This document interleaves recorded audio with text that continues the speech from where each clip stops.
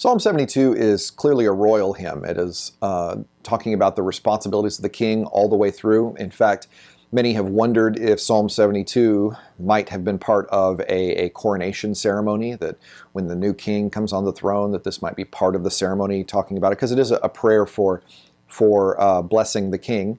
It is a Psalm of Solomon, which is an interesting feature we'll talk about in just a second. But it's asking the king asking God to give the king justice and fairness and righteousness, and giving him wisdom to look after and judge the people, the poor and the needy. Very much everything you would expect a good king to be. You'll recall from Introduction to Old Testament, the good king is the king who uses his kingship, his power, his position, his resources to lift up the poor, to lift up the needy, to show justice and fairness to the ones who are underrepresented in the world, the widow, the orphan, the people who are downtrodden, the oppressed. The bad kings are always the ones who use the kingship for self. They're always the ones who are using their power and their position and their resources to gain more power and position and resources. So this psalm is a psalm that is asking God to help the king and give the king the ability to do what the king is supposed to do: look after the oppressed, protect the oppressed from their foes, to give justice to the poor and to the needy, and do all of those things.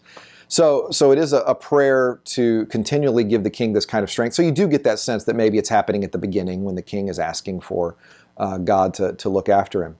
What's interesting, though, is at the end of the psalm we have the doxology, as all the books, because 72 does end book 2. All the books have a doxology. The one in book 2 is kind of an interesting one, though. Picking up in verse 19, "Blessed be his," that's God's, "glorious name forever. May his glory fill the whole earth. Amen and amen. The prayers of David, son of Jesse, are ended." So it's interesting to have the prayers of David, son of Jesse, are ended in a psalm that's actually Solomonic. Here we have a Solomon psalm that is saying that the prayers of David, son of Jesse, are ended. So why is that there? Well, it could very well be an editorial feature, that this is indicating that this is the last of the Davidic Psalms, or perhaps this is the last of the Psalter. There may have been a time when Book 2 actually ended the book of Psalms before they added more worship songs to the end of it, that this was some sort of editorial feature to say, well, that's it. That's the prayers of David, son of Jesse.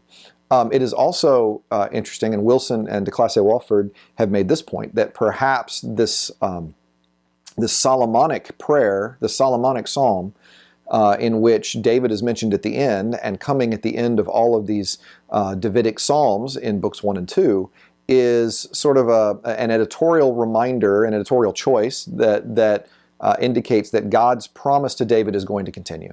That Davidic covenant back in 2 Samuel, that someone from David's line will always sit on the throne of Jerusalem, that to have a Song of Solomon here at the end on the heels of all of these Davidic psalms, and with the prayers of David, son of Jesse line coming at the end, is a reminder that see God actually has regard for Solomon. God is carrying on that promise.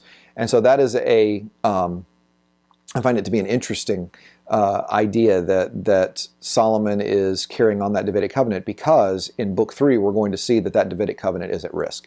Particularly at the end of Book 3 in Psalm 89, when we look at that, you'll see the psalmist wrestling with, how do you deal with this fact that David's line has come to an end and he's no longer sitting on the throne? So it's a really interesting crisis in Psalm 89 that back here in Psalm 72 seems to be fine. Right? David's son is ruling, everything's good, everything's great.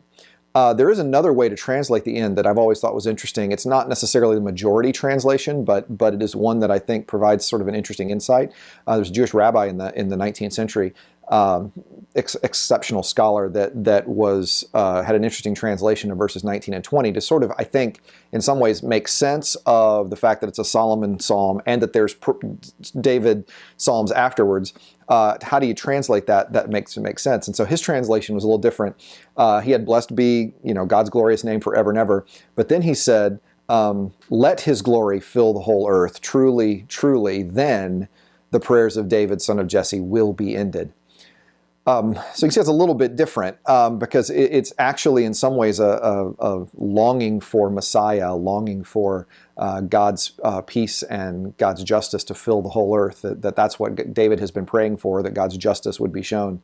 And once it does fill the whole earth, then David's prayers would be finally answered, and he won't need to pray anymore. It's a legitimate translation within the Hebrew. It's not necessarily the simplest translation. It's not the one that you know a first or second semester Hebrew student was going to do, but certainly permitted within the grammar of Hebrew to translate it that way. It provides an interesting perspective, and I simply wanted to make you aware of it. So that's just some quick hits on Psalm 72, and we're going to look at Book 3 now as basically the Psalter switches to a more minor key.